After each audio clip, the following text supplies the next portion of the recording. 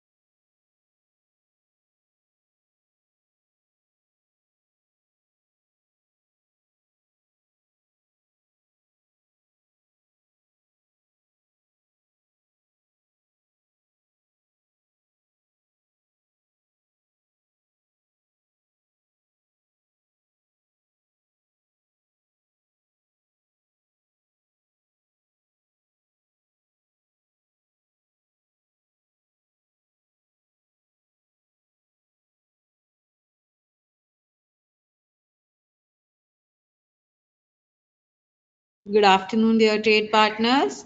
Thank you for joining us today. We'll be starting the presentation shortly. We just wait for a few more people to join in.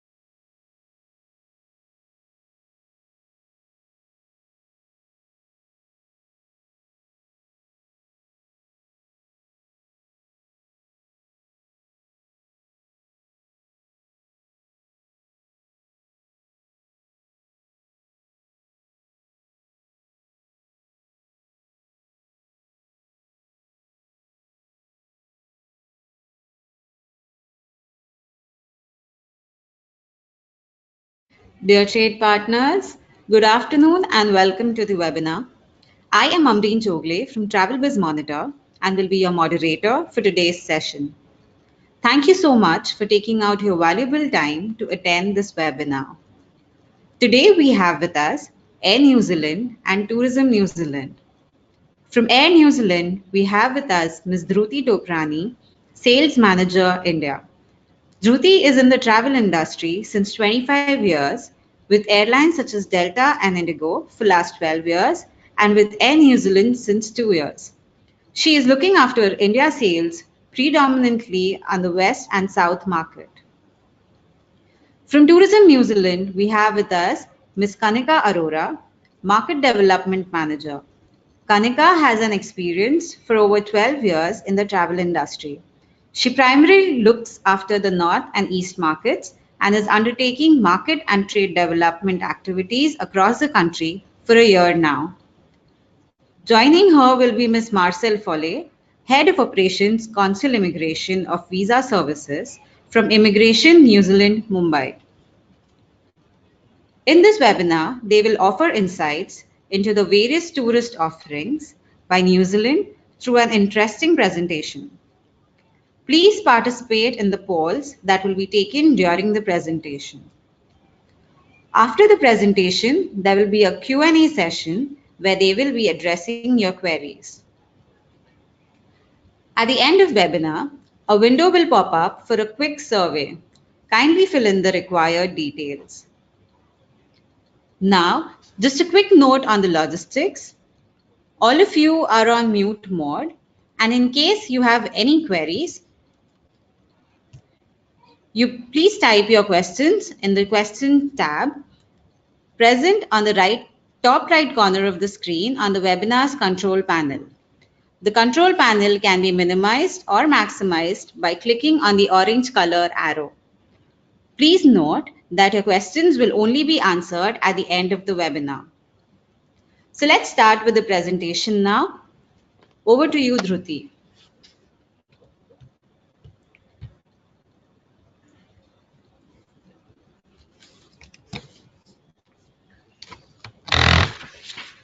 Thanks, Amreen, and hello, trade partners. All of you must be aware of Air New Zealand, but let me give you a closer look at our product offerings. Kia ora, it means welcome.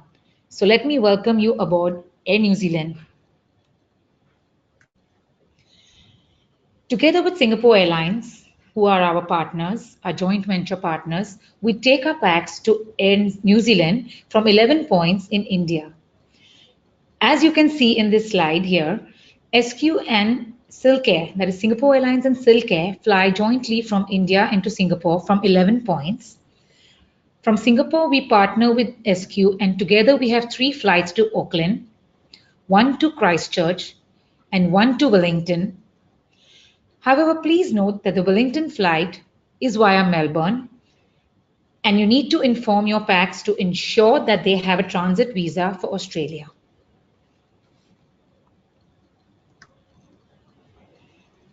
From this slide, you will be convinced that being the home carrier, we have the best network domestically within New Zealand. Once you reach New Zealand with Air New Zealand and Singapore Airlines, we connect you to 20 other points in NZ domestically with the best network and great frequency. For example, we have 11 flights between Auckland and Queenstown, which is one of the most commonly used sector domestically for Indian travelers.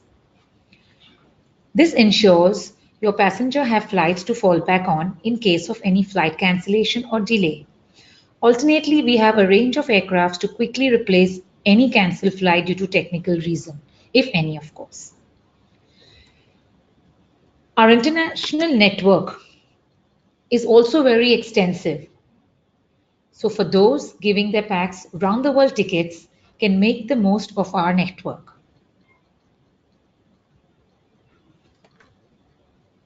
Some of the awards we boast of, we all know about Condé Nast. We were awarded the Condé Nast Sky Airline of the Year 2017. TripAdvisor's Traveler's Choice Award for the best premium economy in the world, and we were ranked number 2 airline in the world. Our premium economy won the Skytrax Award 2018 as well. And last but not the least, the Airline of the Year for consecutively 5 years from 2014 to 2018 as well. But this is by airlineratings.com. This rating is based on travelers' vote, which means actual travelers are rating our product.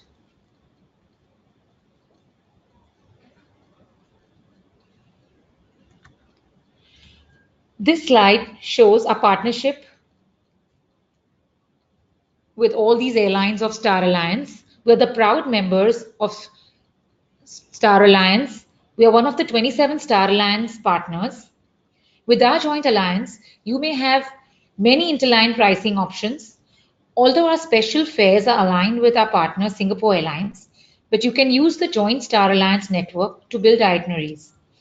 Also, you could make the most of frequent flyer programs to earn and burn miles on the carriers in this network.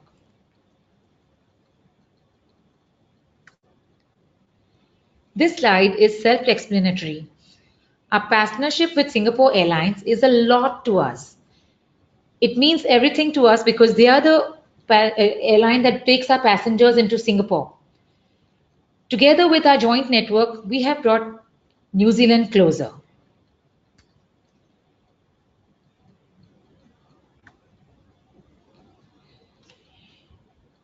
We have 3 non-stop flights to Auckland between Singapore Airlines and Air New Zealand, 1 non-stop flight to Christchurch, and 1 direct flight to Wellington via Melbourne. Once again, reminding you to inform your passengers to obtain an Australian transit visa when traveling to Wellington via Melbourne. Once in New Zealand, we have 20 domestic connections.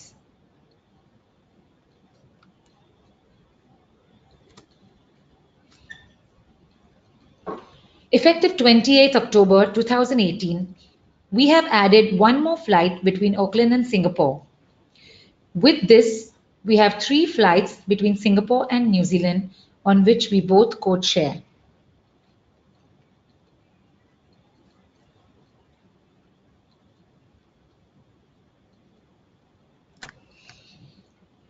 NZ283 departs Singapore at 1840, reaches Auckland at 9:30, connecting easily to South Island, and NZ284 departs 11:05 from Auckland, reaching Singapore at 16:30 hours, connecting to all flights of Singapore Airlines and Silk Air from Singapore to India.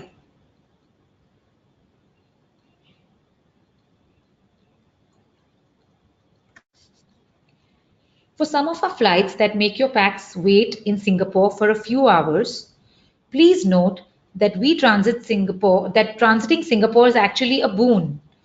There is so much one can do in Singapore. Firstly, every PAX transiting Singapore on both sides of their journey get a voucher of Singapore dollars 20 per person once on the entire itinerary. Your PAX need to approach the CDV desk called the Changi Dollar Voucher Desk at the airport terminal you are in. There is a list of places and things to do at the airport that this voucher can be used at.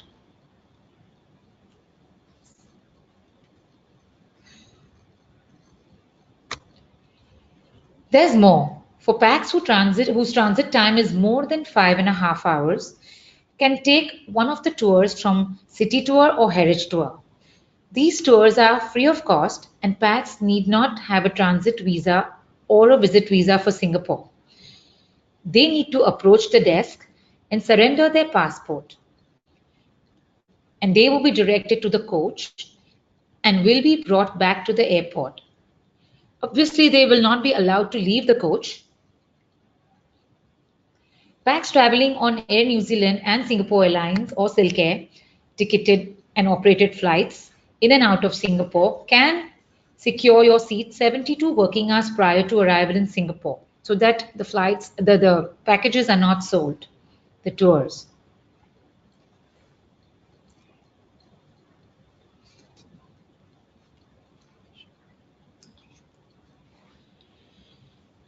Since we have seen that we are a part of a member of an alliance of an airline, we would like to ask you, Air New Zealand is a member of which alliance?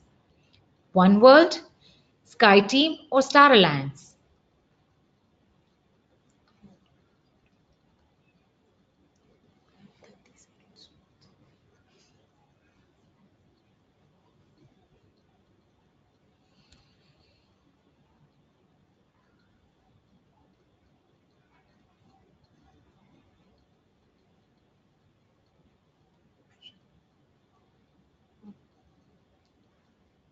You have 30 seconds to answer this poll.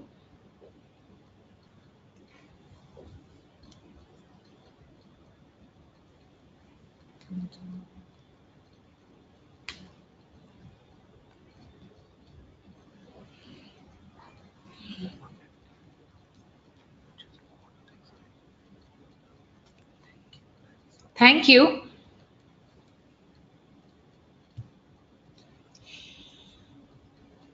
Our aircraft is the Dreamliner 787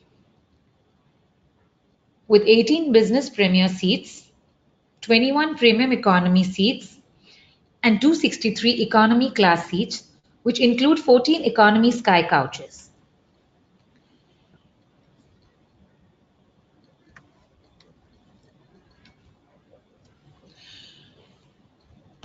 Business Premier is what we call our business class. We have 18 seats with a single seat configuration, lie flat bed, and a footrest which converts into a guest seating. This is good for dual dining, for couples, for business colleagues. We have an 11-inch touchscreen personalized to each seat. We provide premium check-in, lounge access, and priority baggage. We allow 3 bags, 23 kilos each, in our check-in luggage. Consultant chefs Peter Gordon and Michael Meredith have worked their magic on our in-flight meals.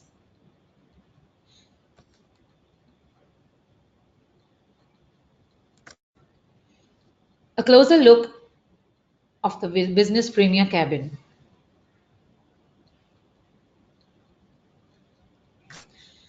This is the amenity kit provided in our Business Premier. It has pretty much everything that your packs will need on board.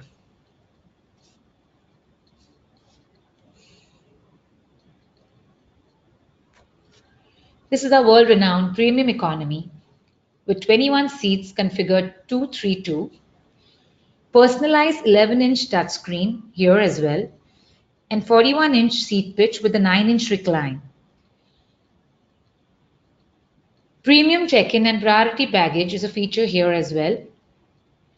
Here our packs are allowed 2 pieces of checked luggage, 23 kilos each. Delicious in-house wines are served here. Our premium economy is very much like our business class, as our meals and wines served on premium economy are same as served in our business premium cabin. So it's more of a business down than an economy up cabin.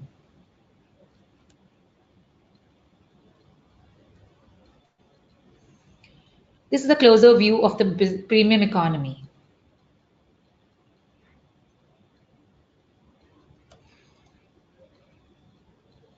Just to remind you that our leg rest can be adjusted.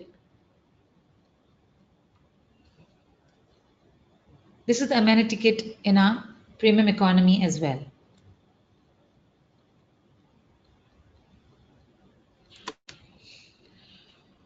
Our economy cabin has comfortable seats and is designed with a narrow backrest to give feel of spaciousness. Even the windows are large and don't open and close like a shutter, but can be dimmed and brightened by a switch.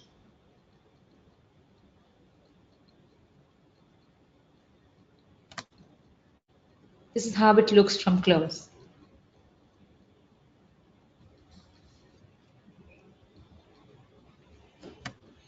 Economy Sky Couch. What is a Sky Couch? Basically, it's 3 seats that convert into a couch for comfort and relaxation. We have 14 such couches in the economy cabin. The 3 seats are designed in such a way and that they have independently adjustable leg rest. The leg rest adjusts at 60 degrees and 90 degrees. The couch can be shared by 3 people, 2 people, or even one person can purchase the entire couch on his own. It's obviously most comfortable for one person, but even 2 people can comfortably share the couch. However, in case of 3 people sharing a couch, it would be advisable when there are 2 children and one adult. It is invented by Air New Zealand and we have the patent for it. It is not no other airline has this product. We have recently introduced the infant pod and harness belt so that infants can also be, accommodated on the couch. The seat belts on the couch are long enough and are designed in such a way that if your passengers are lying down and if there is an alert for seat belts, they could remain fastened and still stay in a lie down position. This is how our couch looks from close. And the infant pod and harness belt, infant harness and belt.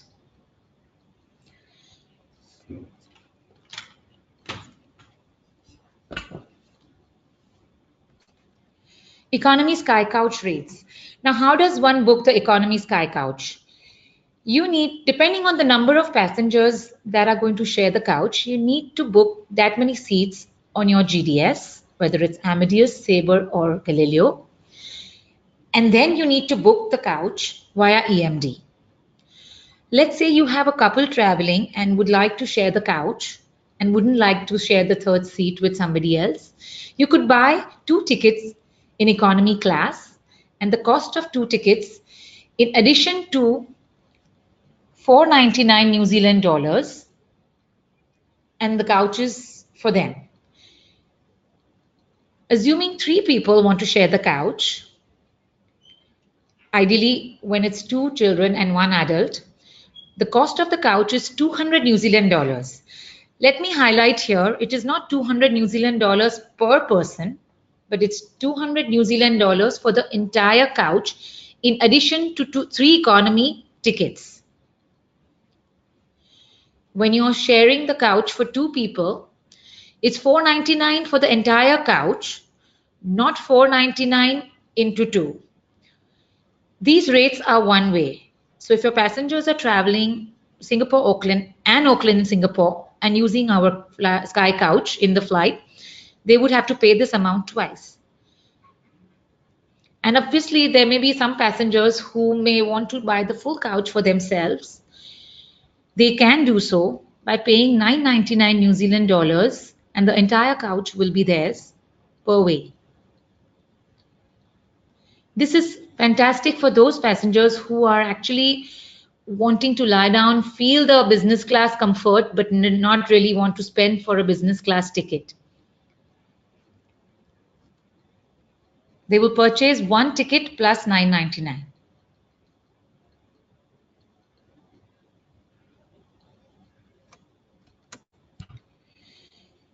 We have a multi-stop fare for passengers who would like to fly domestically in New Zealand. There are passengers who like to take every city by flight, and for them we have a multi-stop fare. This is valid only on Air New Zealand tickets, on Air New Zealand documents and on Air New Zealand coded flights. When passengers are traveling to New Zealand, their entry into New Zealand and exit from New Zealand become a free stopover. Their fare break point, that is a turnaround point, is also a stopover. Apart from that, they can take 2 stopovers in each direction in New Zealand at a cost of 4,320 each.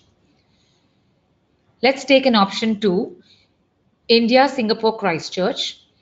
Christchurch is the entry and exit from New Zealand is Auckland, would be your free stopovers. Fare is calculated from India to Queenstown. Additional stopovers are permitted in northbound direction for Christchurch and Nelson at INR 4320 each. These fares are priced on your GDS automatically. You don't need to build it or call anybody to price these. Neither do you have to book it in a special class. You need to book your tickets on your regular classes and the fare will automatically price the stopover cost.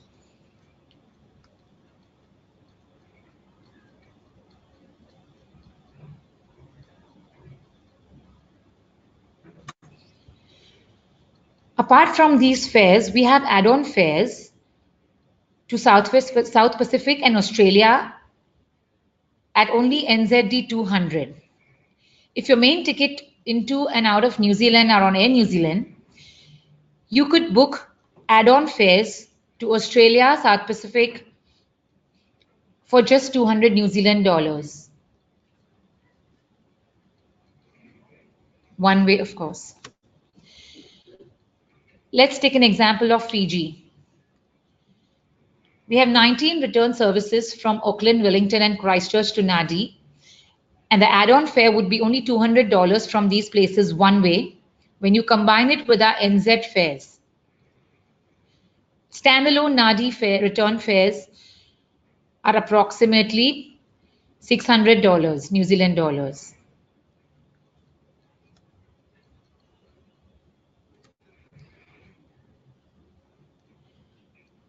Our in-flight entertainment,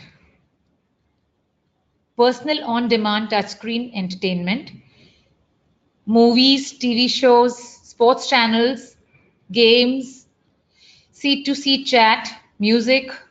You can even order snacks and drinks from your screen. So you need not call for the flight attendant and order. You can order it straight from your screen. This is called Order Snacks Online, where you can just click on your requirement and the flight attendant will bring it to your seat. You can even do a seat-to-seat chat. Assuming you travel with a group of colleagues or family members and you aren't seated next to each other, you could chat with them. Obviously, you need to check which seat they are on before you do, otherwise you will be talking to strangers.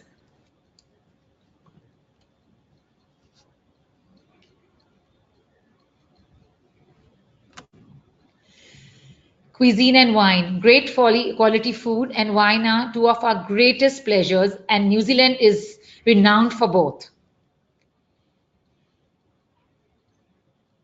Peter Gordon of Sky City Sugar Club and the Providers and the Tapa Room. Michael Meredith of Meredith's Auckland. They are the consultant chefs who bring the best cuisine to your seat. Some of the best wines are being served on board. Special meals for long-haul flights. We provide vegetarian meal, Hindu meal, and Jain meal as well. These meals need to be booked 48 hours prior so that we have informed our team to load them and there is no situation where you may have to regret your passengers.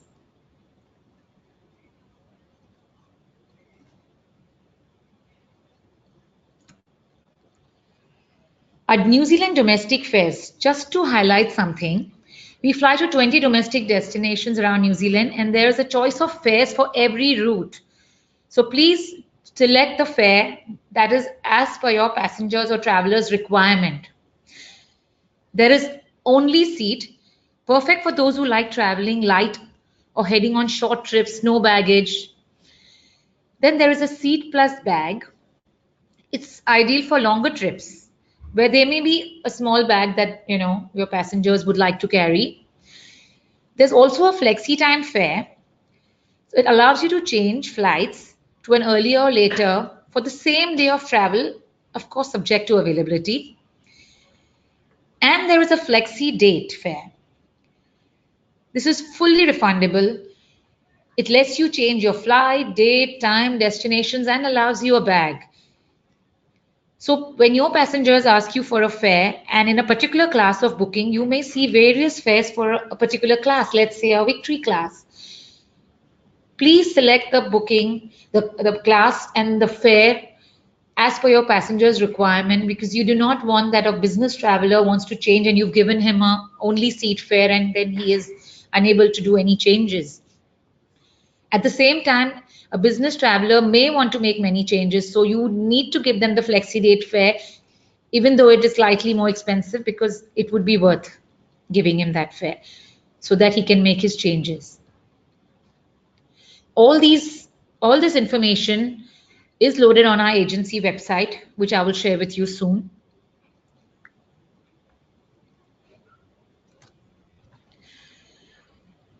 The GSA is Global Destinations.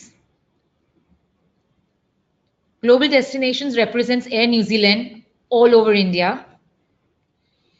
Our agency website is airnzagent.co.in. Please make a note of this because all agents have questions and this website covers every question that you may have as an agent.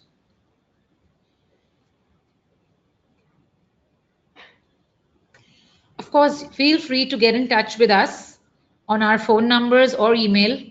We have a dedicated reservations team representing all India reservations from Bombay. The phone number is 9122 430 4500 or 510 or 511. You can email group requests, domestic group requests on airnz@globaldestinations.in and we will come back to you at the earliest. Our sales team is Dhruti Toprani, which is me. I handle West and South. And we have Deblina Dasgupta looking after sales in North and East on our respective email addresses.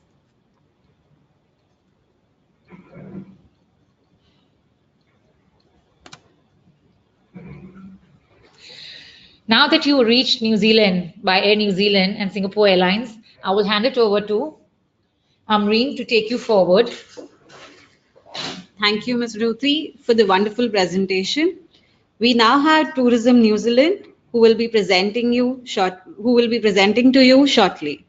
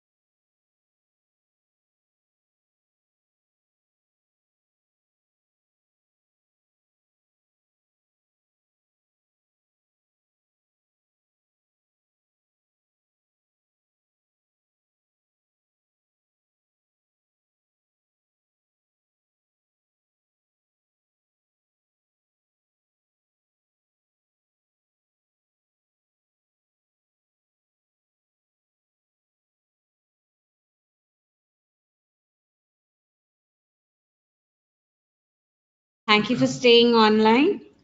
We have Kanika Arora from Tourism New Zealand presenting you New Zealand. Kia ora, everyone. Kia ora is how we greet in New Zealand, just how it's namaste here in India. So kia ora, and thank you for being a part of this webinar. Let's get started. Welcome to New Zealand. It's the youngest country on earth and it's beautiful. I'm sure your clients will have a great experience when they come to our country.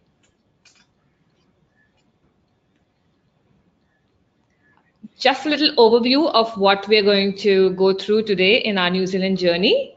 We're going to see what New Zealand is in a nutshell, why we should travel in spring and autumn, what can New Zealand offer, getting around in New Zealand, self-drive, our information centers, and what are the tools that may help you to sell New Zealand better. New Zealand is one of the first countries in the world to see the new day. It's 12 hours ahead of GMT. In summer, New Zealand uses daylight saving with clocks put forward 1 hour to GMT plus 13. Daylight saving begins on the last Sunday in September and ends on the first Sunday of the following April. As you can see, New Zealand is about 18 hours from India. That's where it is. And the transit time included, it's about 18 hours. An Indian traveler would obviously need some rest when he reaches New Zealand. So keeping that in mind, we suggest you plan the day of arrival for your clients to be easy and give them ample time to rest. Give them some time at leisure and a good meal.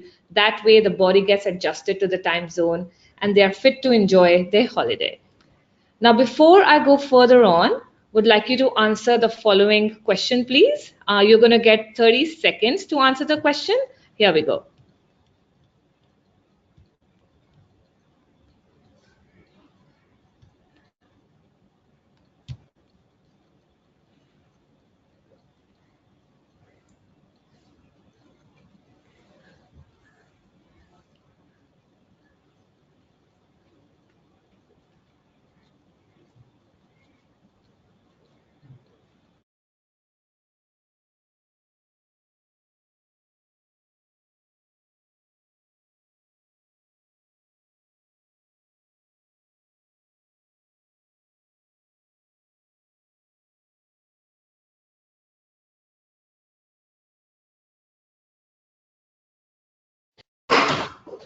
Thank you so much. There's another question after this.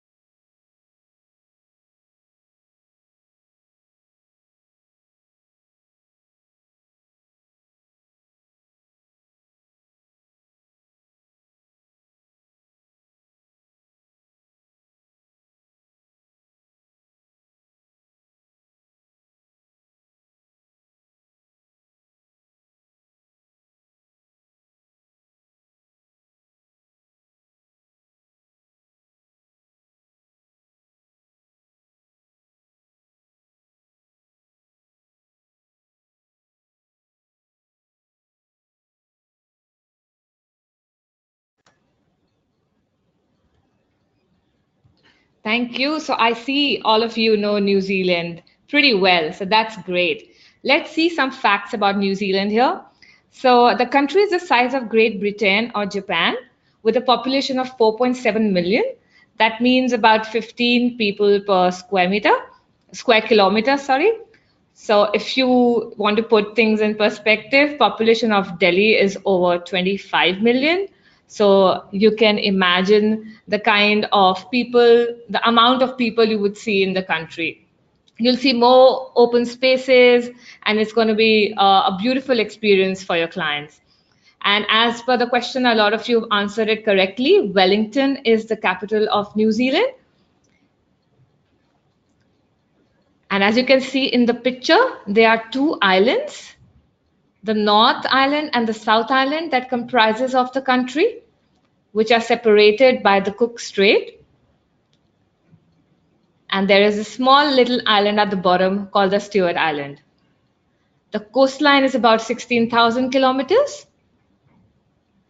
And the unique culture where visitors are warmly welcomed, we call it the Manakitanga. It's similar to what we have here in India, like we say the Atiti Deva Bhava. So that's how they treat their guests and the tourists that come to their country as well. Visa requirements. Do your clients need a visa? Yes, Indian citizens need a visa to New Zealand. Our consulate is very proactive and does a great job as well. Just one note, as even Dhruti took it up in her presentation, if you are traveling via Australia, you do need a transit visa. And also, we will have Marcel from our immigration team joining me at the end of the presentation, and she will take you through the visa updates and the process. So you should stay back for them, for her. And the website for Immigration New Zealand is right there on your screen. For more information, you could log on to immigration.govt.nz. So major credit cards are all accepted in New Zealand. There are ATM machines available throughout New Zealand for people to withdraw cash. The GST is included mostly in the retail price. The price you see on the label will always include GST unless it's stated otherwise. Tipping is not compulsory in the country, nor is it expected. If you receive extra special service and you would like to tip, it would be welcome though. The currency NZD, the New Zealand dollar, is about 48 Indian rupees. For exact exchange rates, you can visit www.xe.com.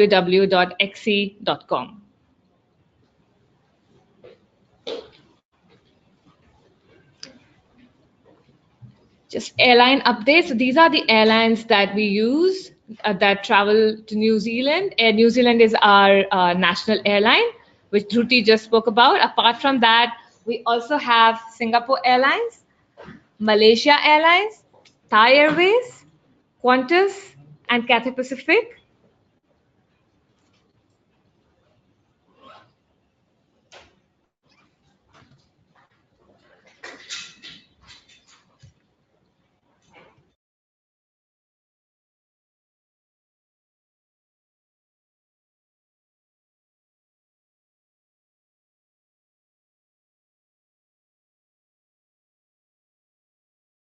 As I said, the country is comprises of two islands, the north and the south. Each island is very different. People, if given a chance, would probably come to New Zealand twice, but that is not really possible.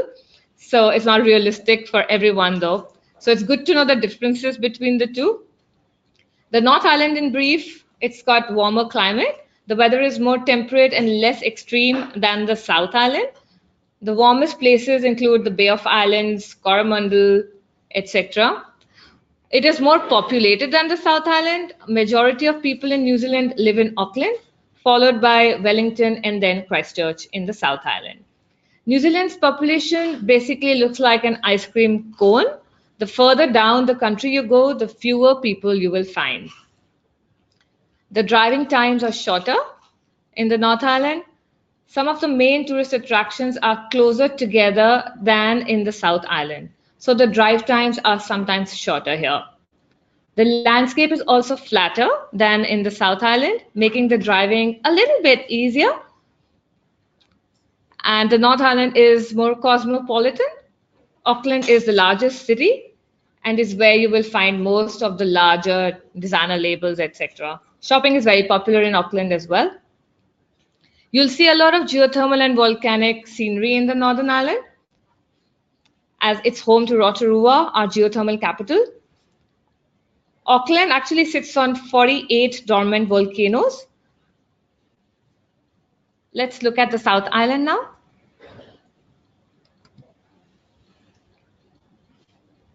So, contrary to the north, the scenery is dramatic in the Southern Island. While North Island is still unique with its scenery, it's more dramatic in the Southern Island. The ocean sits next to the rainforest, which sits next to the giant glaciers, so it's very, very diverse as well. The alpine driving and glaciers, it's important to note that not all of the South Island is considered alpine, but there are times where you will find, where you will drive through and alongside a lot of mountain ranges as well. The South Island, as I said, is less populated. The climate is cooler with hotspots, of course.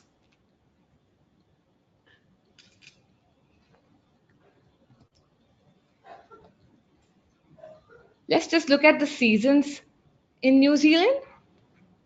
So if you see a screen, the spring is from September to November. Summer is, which is very, very popular across the world, December to February.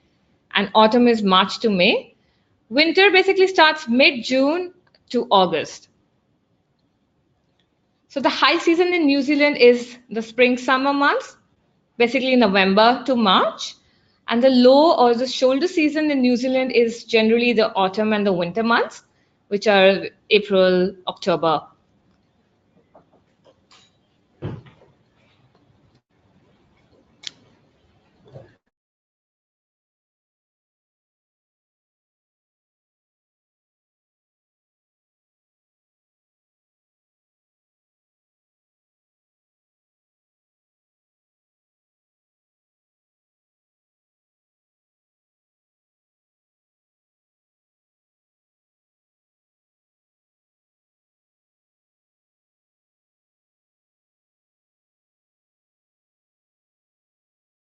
Why travel in spring and autumn? Just going to look at a couple of pointers on why we should be traveling in spring and autumn. India as a country is a great platform, to push spring and autumn travel in New Zealand because of the travel patterns and the holiday season in India.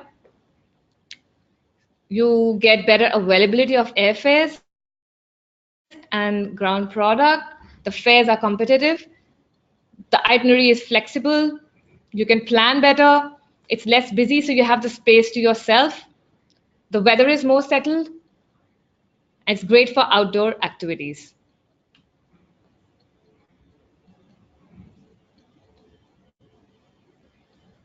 Just to summarize, there is no best time to travel. Each season has something different to offer. We recommend travel during the New Zealand off-peak, which is September to May, which is because of the various reasons that we just looked at. We'll just do a question again over here, please.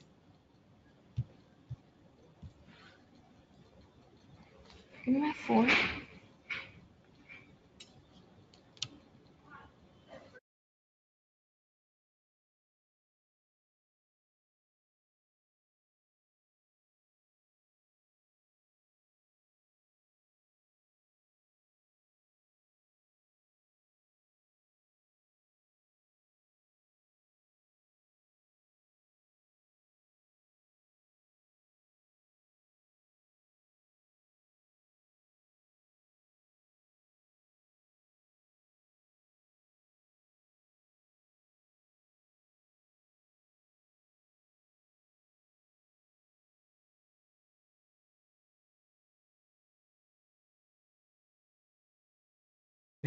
Great. So I see that you understand, and the shoulder season has been voted here.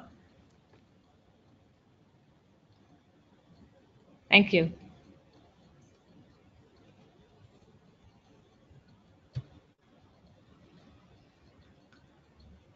Although New Zealand has a relatively temperate climate, it can still get cold pretty quickly, especially in the alpine areas. The days can be long and hot, but as soon as the sun disappears, it can also get quite chilly. So when the question asked is what to wear in New Zealand, we would recommend layers. That's probably the best advice you could give to your travelers, so that they can probably have the layers off when it's a little hot, or put the jacket on when it's chilly. Also would recommend to tell your travelers to carry a comfortable pair of shoes, because New Zealand is not a country where you would want to be inside. It has people will be outside and there will be a lot of walking. So it's best advised that a good comfortable pair of shoes are carried. Also sunscreen and maybe a hat as well, because the sun could be pretty harsh in the mountains.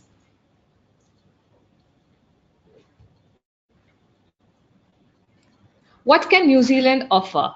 Let's just have a look.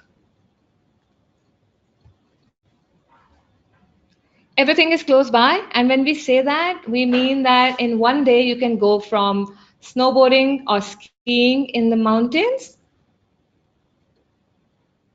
to Queenstown in the city. It's just a 45 minutes heli ride to reach the glacier.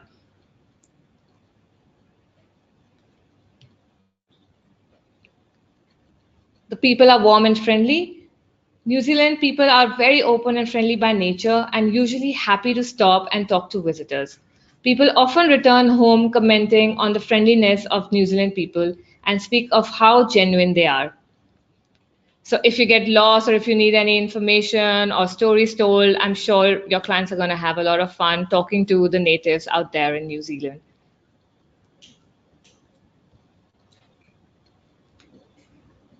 It's a safe and secure country. New Zealand is a very relaxed and welcoming place.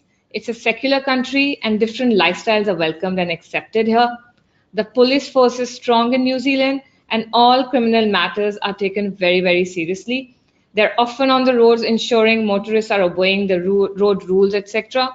New Zealand government is trusted and stable, so you wouldn't have any issues to travel and feel unsafe. So it's one of the countries where you feel the safest while traveling, and even women travelers, solo women travelers, are found traveling to New Zealand in these times. Just a quick note about eating out in New Zealand. Food, of course, is key when you are traveling. So you get all kinds of food here in New Zealand, fast food, takeaways, cafes. So just give you an idea about the amount that you would probably spend on such restaurants. $5 to $9 in a cafe. Indian food about 15 to 20 New Zealand dollars, and luxury food could go up to $50 a person. So just a quick note here that Indian food is very, very popular in New Zealand, and there are a number of Indian restaurants across the country, and we understand how Indian traveler works. So we have a list of Indian restaurants on our website, which you can take a printout of and also share with your travelers or for your own reference as well. It's on our travel trade website. I'm just going to show you how that list looks, and later on probably show you how and where you can find that. So this is the list of Indian restaurants that we have up on our website. As you can see, there are plenty of them, no dearth of them at all.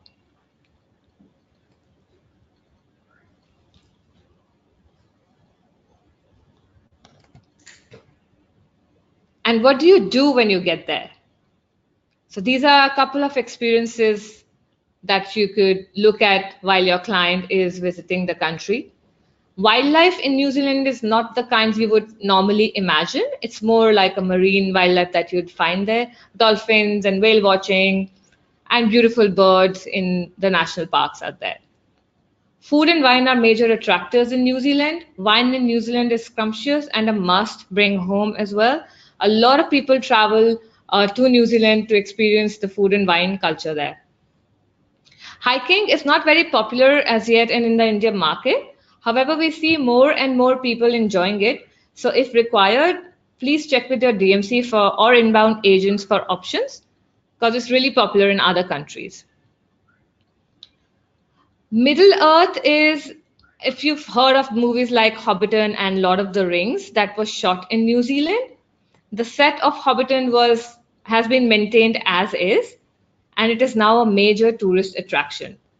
And there is the Weta workshop in Wellington, where the special effects and makeup, graphics, etc. for Lord of the Rings was sorted. And that is also a main attraction for people or the fans of these movies. And it's a great experience for all age groups, children and even young couples, families. They all enjoy these places, and they are major attractors there. Of course, water activities. There are two islands, so a number of water activities. Maori culture. So New Zealand is home to Rotorua. So the Maori culture, we'll talk about it in the next few slides. Geothermal activities. Soft adventure like house riding, golf. And of course, for the adrenaline rush travelers, we have skydiving, bungees, jet boating, and the activities like that. I will just quickly take you through the major cities in New Zealand.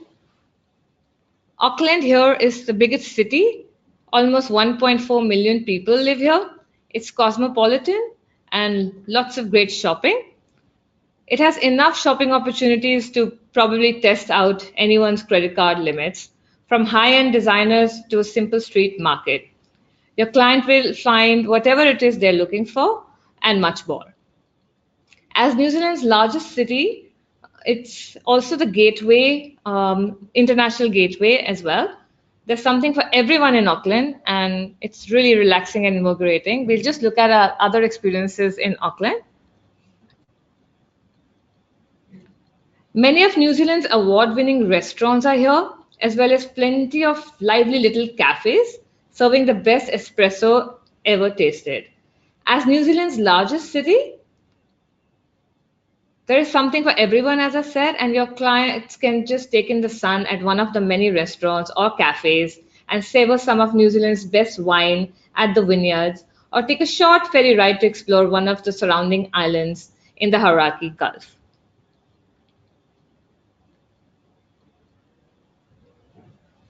Auckland is also called the city of sails. You're never far from water here and can even beach hop from east coast to the west in less than an hour. Clients can choose between wild activities like jet boating to more peaceful ones like ferry tours or whale or dolphin washing, or just hit the beach and relax there. The image that's popped on your screens now is the Sky Tower. It's very, very popular. It's one of the major attractions in Auckland. It stands at 328 meters tall. And you have two activities that you could do there. It's called the Sky Walk or the Sky Jump. I'm going to just show you a picture after this slide. So that's the Sky Walk. Yes, it's a lot of fun as well. But if your clients don't want to do the skywalk or the sky jump, they can just have a glass of wine at the rooftop restaurant there and enjoy the views.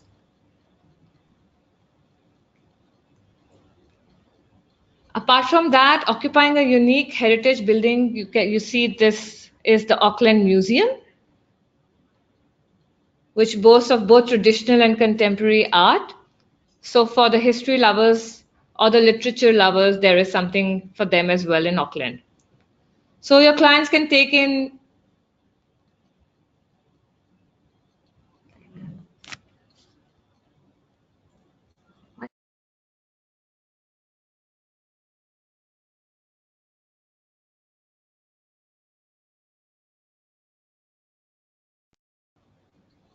Maori culture is woven through the country and is a key part of New Zealand life. It offers an incredibly unique experience for visitors. While your clients are in New Zealand, they can visit live Maori cultural centers and see their ways of life. They can watch a cultural performance and indulge in a traditional hangi meal. Rotorua has many such cultural activities, including tasting hangi, tour of original pre-European Maori villages, or Maori performing arts.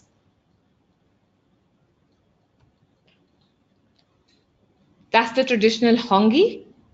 That is the way they greet in Maori. Rotorua has one of the world's most lively fields of geothermal activities. With accessible hot springs and mud pools to visit, your clients can relax all day and soak in the spa as well. So these spas incorporate such things as natural minerals, volcanic mud and steam, and your clients can be pampered at a local health spa, as you can see in this picture here. Apart from that, there are a lot of adventure activities as well that you have in Rotorua. This is the Ogo. There's just one picture that I've put up here, but there are many, many more activities that you can do in Rotorua, like four-wheel driving,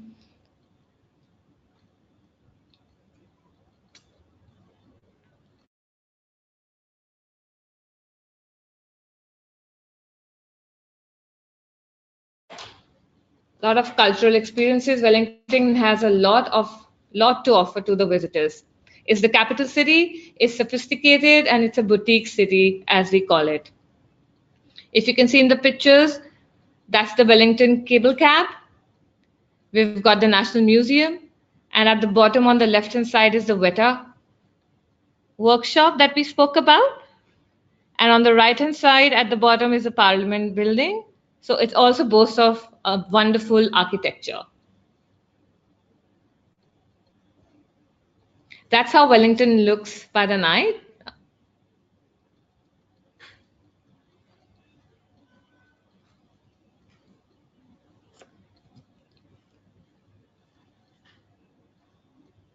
The next city we can look at is Christchurch. You can ski, play golf, bungee jump, go whitewater rafting, mountain biking, surfing, visit world-class vineyards and gardens. That's the Canterbury region for you. And with breathtaking and abundance of natural landscape wonder as well.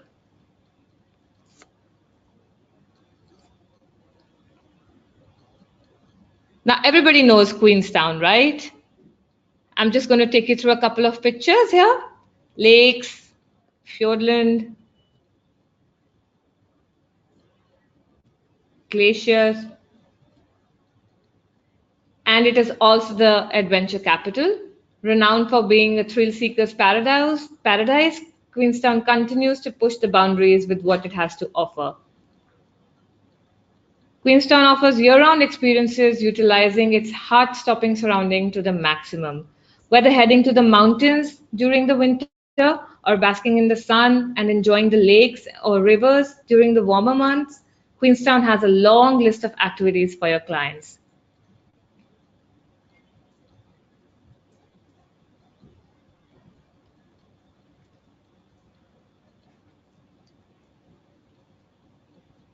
There are a lot of different kinds of accommodation options that we have in New Zealand. There's something for every type of traveler. Some accommodation types include hotels.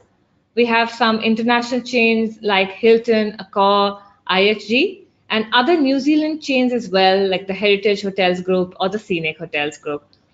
There are apartments as well, which are self-contained service accommodation.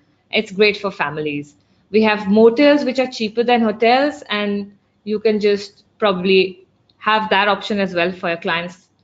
Now we have backpackers, hostels, boutique, farm stays, etc. as well in the country. We have luxury lodges, and the one you see in the picture is a luxury lodge at the Great Barrier Island.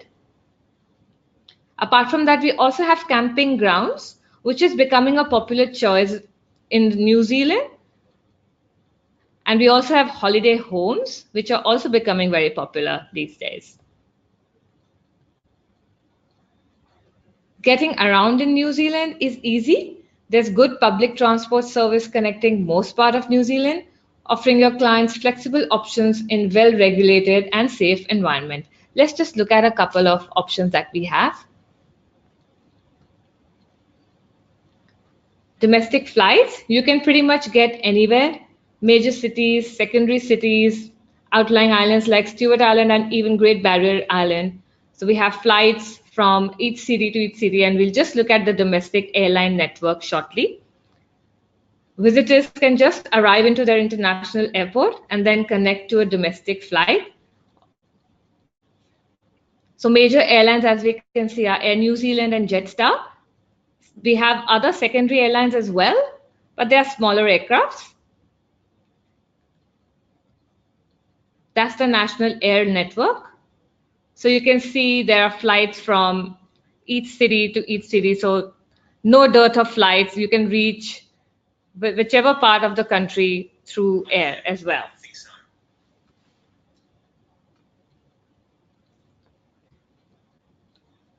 Getting around in New Zealand by coach is easy as well. There are a lot of options for visitors.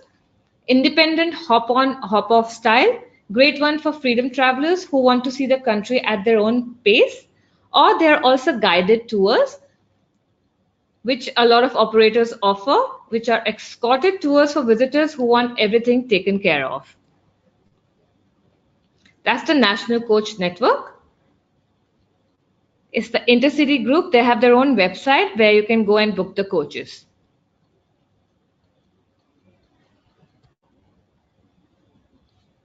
I'm just going to have a quick poll question here, please. You're going to get 30 seconds to answer that question.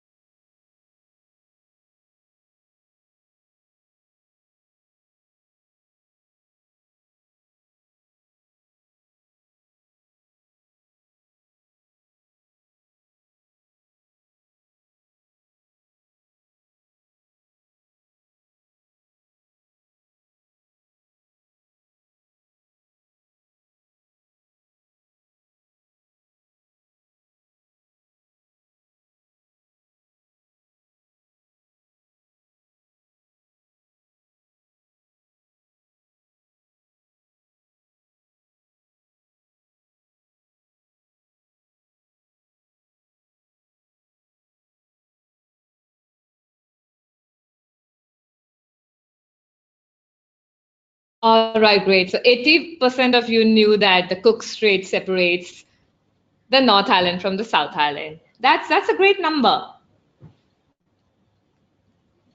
So yes, the North and the South Islands are separated by a stretch of water, which is called the Cook Strait. You can fly as well, but a very popular way to travel between the islands is by an inter-island ferry service. The two operators that are mentioned here are Inter-Islander and Blue Bridge. They operate between Wellington and Picton in the Marlborough Sound. The trip is about 3.5 hours one way. If you are on a self-drive, if your clients are self-driving, they can even carry their vehicle in the cruise. However, they can even have another vehicle once they reach the other side on the other island.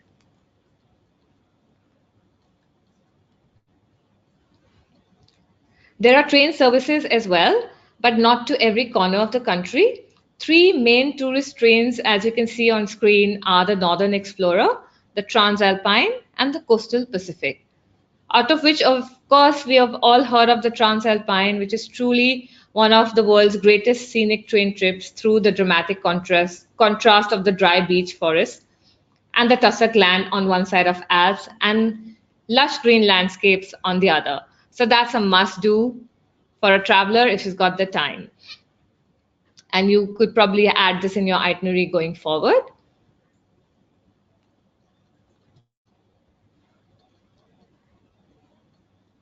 Self-driving holidays to New Zealand. The Great Kiwi Road Trip is a good way to see New Zealand away from the confines of an organized tour. It's great for people who want to travel at their own pace and have their own space while traveling. Self-drive holidays give your clients the freedom to stop frequently and discover New Zealand's beautiful landscapes and stunning geographical features at their own pace. Your clients can explore locations off the usual tourist routes as well. Also, it's great for Indian travelers because the Indian license is valid in New Zealand and it is also a right-hand drive.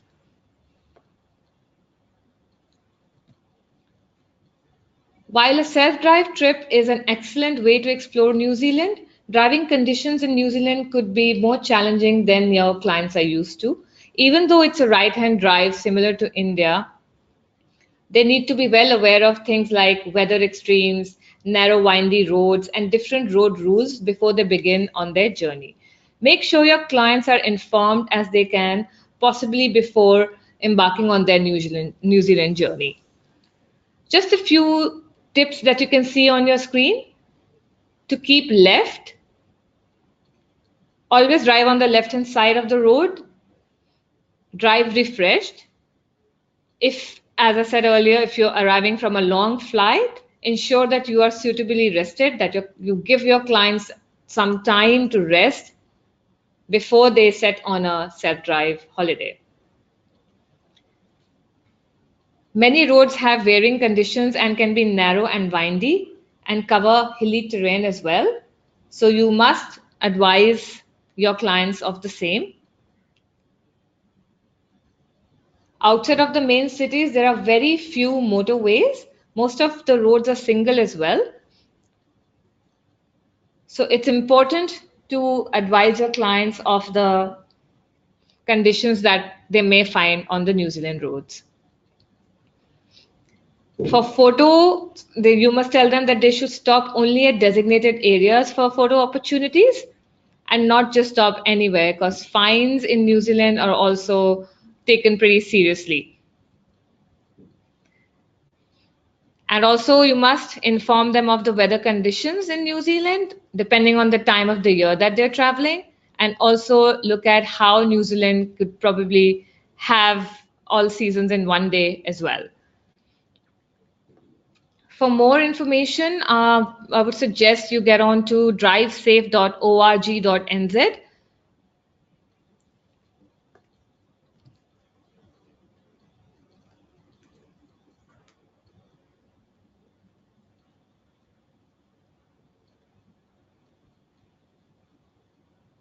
So that's a series of driving tasks that you could probably share with your clients before they set on a self-drive holidays.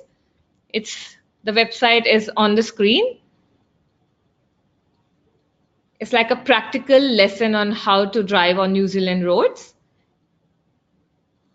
I would also recommend that all you guys, all the travel agents, all the travel sellers here, to complete the driving safety module in our 100% Pure New Zealand Specialist program. We have a module there. I'm going to be sharing the program with you shortly in the next few slides. However, that's the module also you should probably look at completing.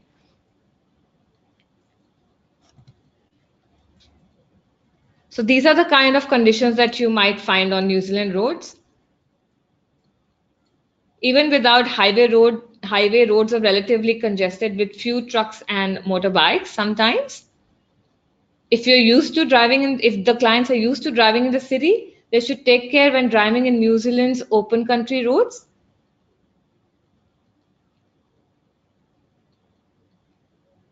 And of course, they should be aware of the signs and the rules and what they mean while they are on a self-drive holiday. That is another thing you might not expect, but you should be ready for. There are a lot of sheep in New Zealand, and you might find them on the road. So you have to advise your travelers that they have to be careful of that as well, the cattle there in New Zealand.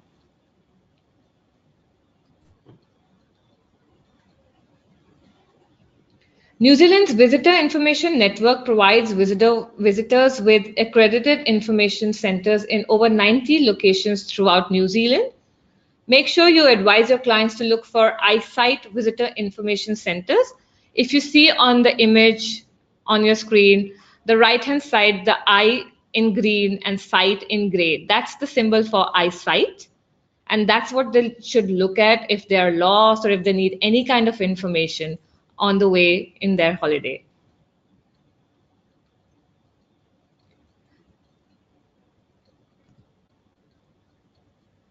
The eyesight visitor information centers can also make reservations for accommodations, etc. And they may be able to make direct bookings for travel and tours. However, recommendation is that they call back to the agent they booked with and get it done from there. But if need be, that is a possibility as well.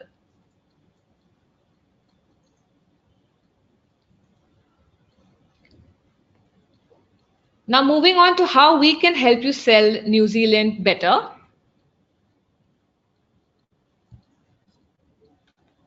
Just one question for you all here again for 30 seconds.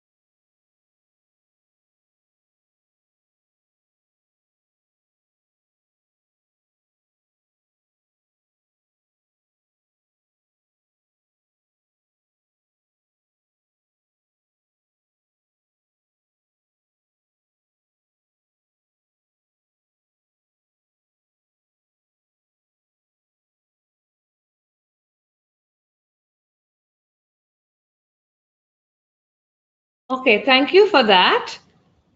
So as I see, about 40% of you have not seen the Travel Trade website. So I'm just going to show that to you in my next slide. But a lot of you, about 80% of you, are aware of the 100% Pure New Zealand Specialist program, which is a good thing. I'm going to just quickly have a few slides sharing the website with you. So that's the Travel Trade website, which is designed exclusively for the travel sellers. It's www.traveltrade.newzealand.com. And it's a one-stop shop for everything that you will need to sell New Zealand. If you see on your screens the options at the top, planning trips, training, sales tools, benefits, these are the tabs that have a whole lot of information that is required for you to know or sell New Zealand in a better way. So when you go into planning trips, you will find there are sample itineraries there. There's information about all cities, themes, the kind of attractions or activities that there is to do in New Zealand. And if you go under the training tab, you will find the 100% Pure New Zealand Specialist program there. It is also on the first page as well. However, if you go under training, that's where you find the 100% Pure New Zealand Specialist program.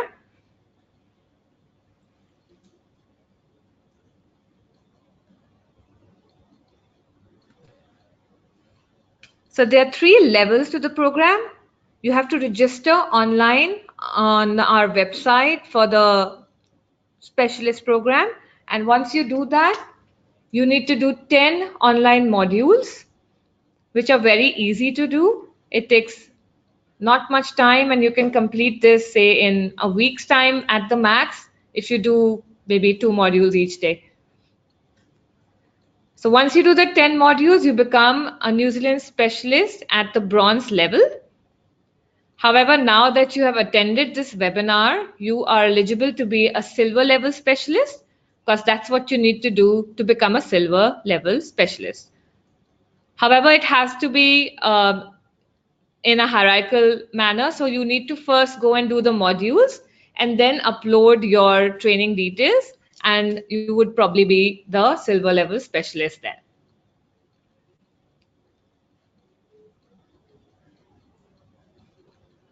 For gold level specialists, you need to have a trip to New Zealand. So once you are a silver level and you travel to New Zealand, you become a gold specialist.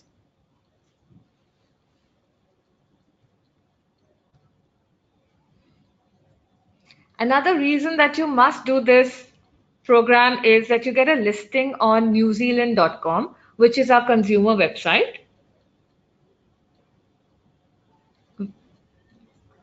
Having a listing on the consumer website gives you an opportunity to get direct leads, which you can obviously convert. And this is how your listing will look. You can have a look at the screen. This is how a listing will look. So make your profile and put as much correct information as you can. Write about yourself. What is it that you sell better? How is New Zealand special to you, etc. Put up a picture of yourself. People associate better with more information and a picture in place.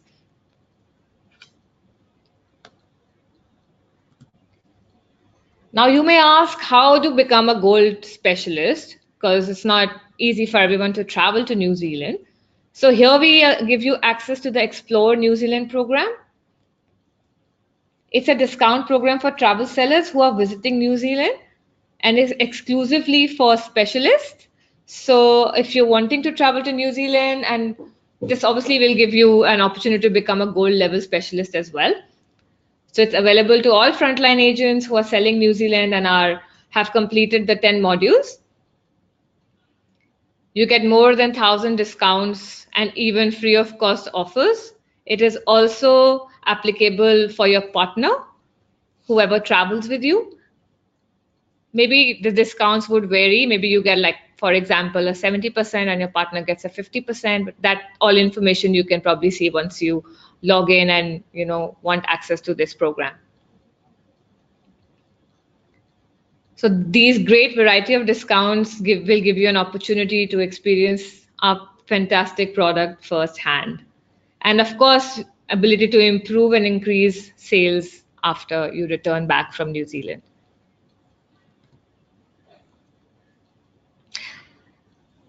We have a trade newsletter. So a lot of questions that we get from the travel trade is around mailers not being sent, etc.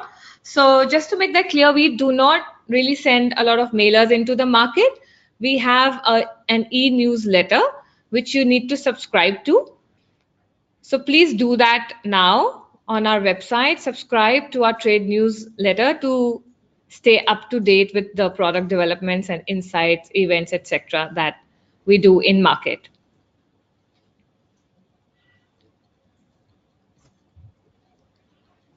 Now for the exciting part, another reason for you to become a specialist today. Yes, we have a contest running and there is a chance for you to win a New Zealand trip, all paid for. All you need to do is complete 10 online modules and become a bronze level specialist by 31st of December. So you still have a month to go.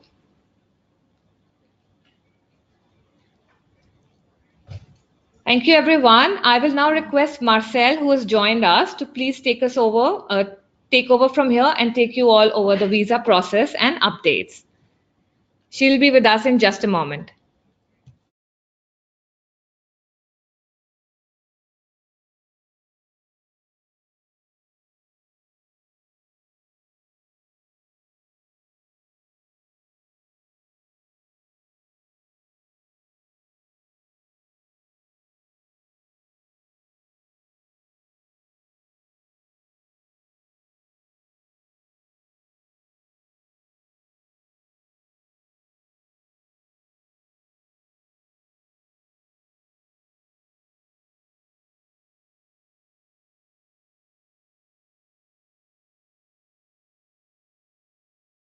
Thank you, Kanika, for the wonderful presentation. We now have with us Ms. Marcel Follet, Head of Operations, Consular Immigration of Visa Services from Immigration New Zealand, Mumbai. Over to you, Marcel.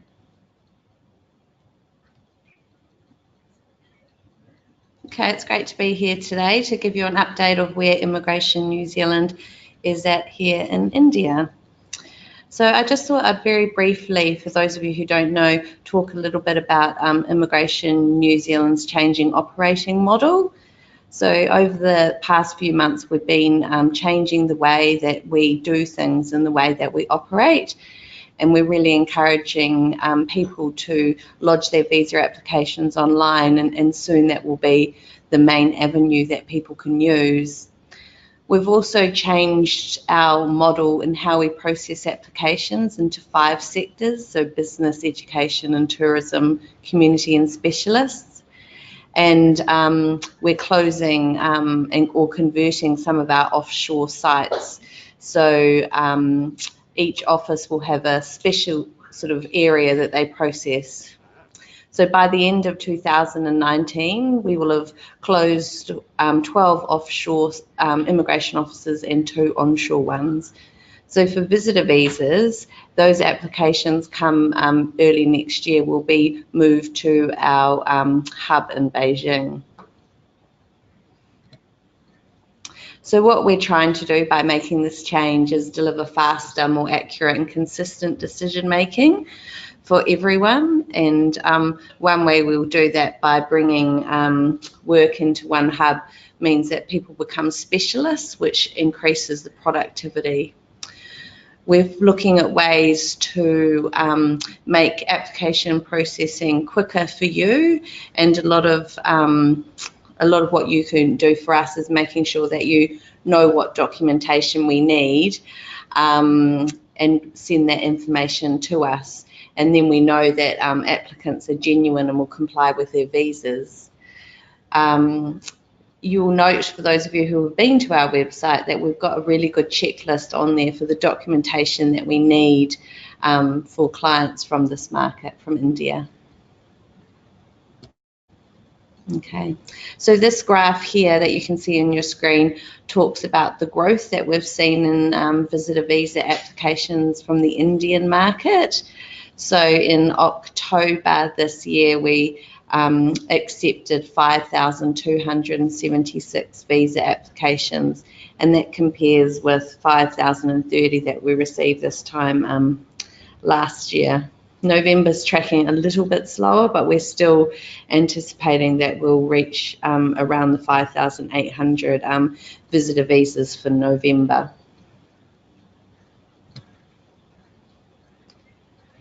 As I said earlier, we really encourage you to lodge online. So online uptake has increased compared to 2017, but so far this year, only 32% of applications that we received are lodged online. We are prioritising visa applications that are lodged online, so I really, really encourage you to lodge your application online. Okay. So some sort of key messages from immigration is that we're currently experiencing high volumes of visitor visa applications, and as you'll all know, this is typical for this time of year. Processing times may be longer than they would be at other times of the year because of the peak. Agents should refer to our website for guidance on recent processing times, and only follow up with us, or only contact Immigration New Zealand if your application is taking longer than what is published on our website. Please allow sufficient time to lodge your application with us, and if you refer to our website, it will tell you how long it's currently taking, and then you'll be able to submit your application in time for travel.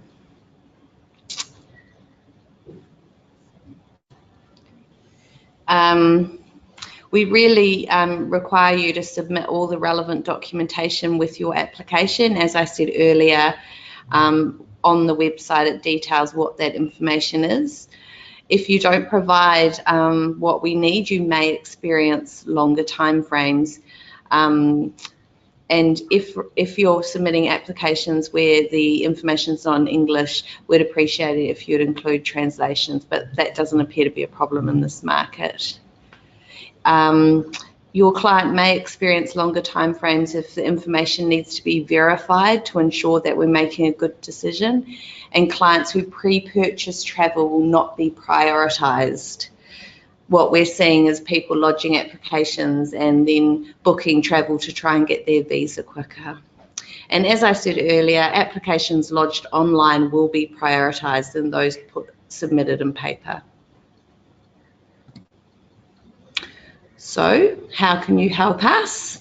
Obviously, we want to make the visa experience for you and your clients a pleasurable and quick one. So there's some sort of key information on the slide that if you can provide should make the processing quicker. So please ensure if you are submitting paper that you actually submit the right form. We've seen a trend of late where people are providing incomplete or old forms that aren't acceptable, and some of them aren't even completed, dated and signed. Please ensure that you provide evidence of funds or sponsorship, and that your client is genuine and has sort of credible reasons for travelling to New Zealand. Other things that you could consider providing to ensure sort of a quick turnaround of visa is a quick covering letter detailing the reason for travelling, or an itinerary and sort of accommodation ideas for your client. If they're sponsored, make sure that they meet the requirements to be a sponsor in New Zealand. And if they're not sponsored, then they'll need to provide evidence of funds. If they are employed, confirmation from an employer that they have the approved leave to go on their trip. And if they're going to New Zealand for business or a conference, a letter evidencing that. Good bona fides is a key to getting a visa approved, and that's around being a genuine tourist who wants to go to New Zealand for a temporary stay for a lawful purpose, and that they have incentives to return home to their country of residence. Thank you so much, Marcel. I'm sure that was really helpful for all the travel sellers who have logged in for this webinar. So, Hairara means farewell, goodbye. I'm going to leave you here thinking about the beautiful New Zealand as a safe and secure place to visit, a place which is spectacular and it's got natural, beautiful landscapes. There's lots to see and do. It's got excellent tourism infrastructure. The culture is unique and beautiful, and it's a place where visitors are warmly welcomed. As I said earlier, remember Manaki Tanga? So that's what I'll leave you at. Thank you so much, everyone.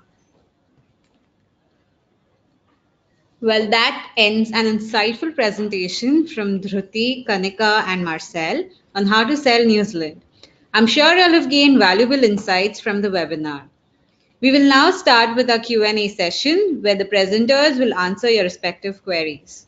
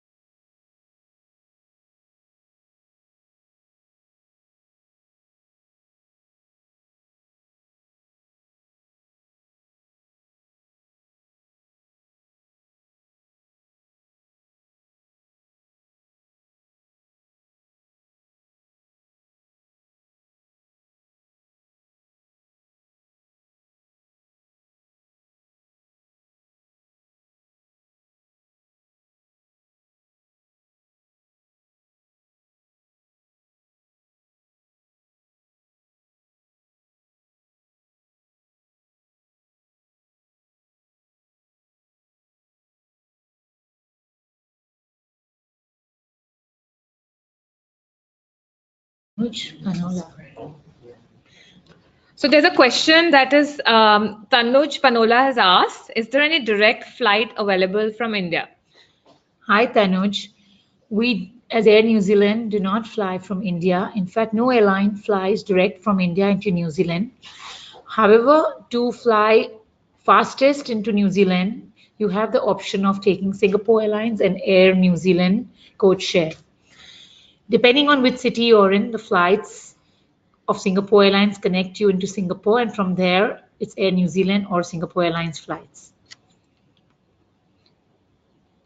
It's daily. So for somebody has asked us, Sariputra has asked, flights to Christchurch operate how many times a week? It's a daily flight. Shreyanka is asking if Singapore Airlines KrisFlyer miles can be used for Air New Zealand miles to upgrade seats or buy tickets using miles. Yes, Shreyanka, you may. You need to go on the website of KrisFlyer to see what they can use on Air New Zealand.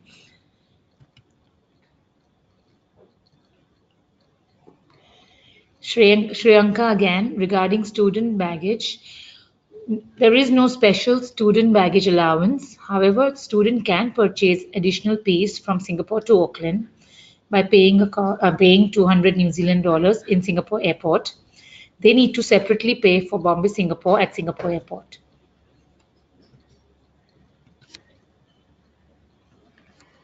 I have a question from Prateek Mehta. He's asking how to register on agency website. You just need to visit www.traveltrade.newzealand.com and you have an option at the top to register. If you have any issues, you can write to us and we can definitely be happy to assist you there.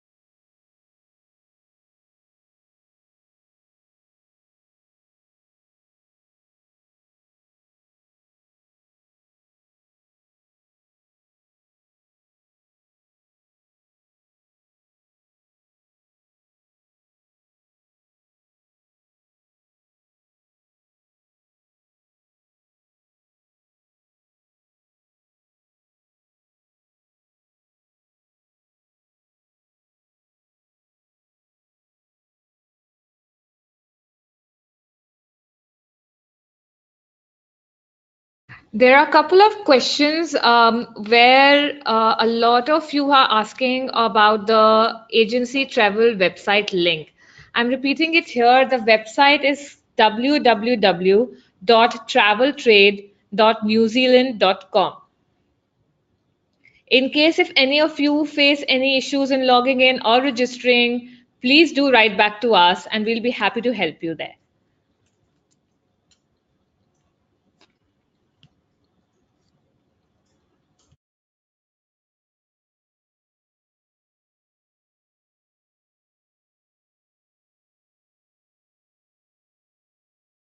Mansi Raje is asking for the specialist program training link. I can definitely send that to you once you write to me. However, if you log into our Travel Trade website, it's right there on the home page, or you can just click on the training tab and you have all the information about the 100% pure New Zealand specialist program there. In any case, if you don't find it or if you face any issues, please write to me and I'll be happy to provide you with the link there.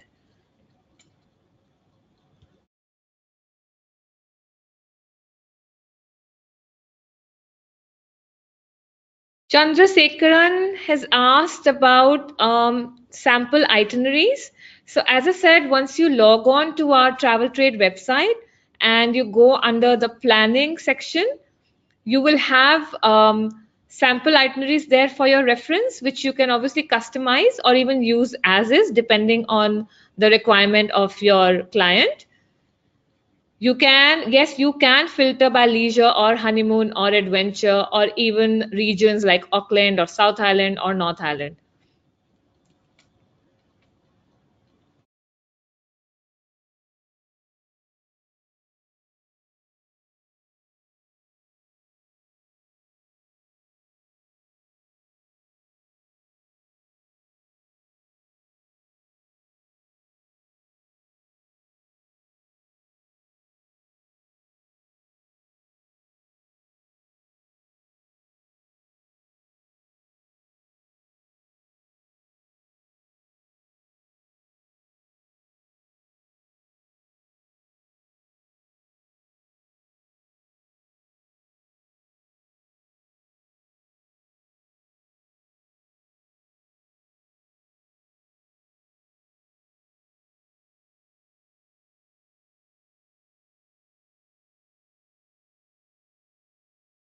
So Kanya, who's asked us this question, what is the minimum number of processing days taken for visa? Marcel is going to probably take this one up. So like my presentation said, we are in an extremely busy time, so we like people to get their visa application in nice and early. At the moment, applications that are complete, they have all the documentation that we need and pose no sort of risk to the credibility of the visa system, we're doing about 85% of those applications within 5 working days, and about another sort of 20% within about 12 working days. But applications that don't have all the required documentation are taking longer. Thanks, Marcel.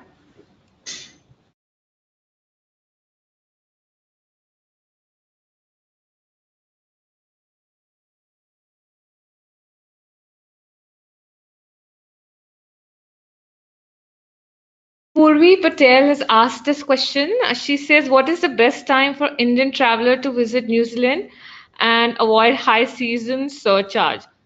So the best time, I would say, is the shoulder season in New Zealand. As I took it up in my presentation, September, October, November. November also not really, because November also it starts getting busy. So September, October, or from April, March, April, May. These are the times where you can book your travelers, and this is also the holiday season in India. So it's the perfect time for us to travel to New Zealand, where you can get better rates, better availability, and a wonderful experience as well.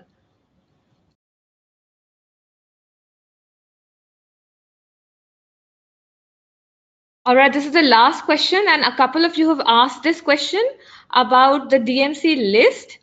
DMC list, yes, I can share the DMC list with you all. So once I get the list of the attendees, I will definitely send it across to all of you, the DMC list that we have for New Zealand. Thank you.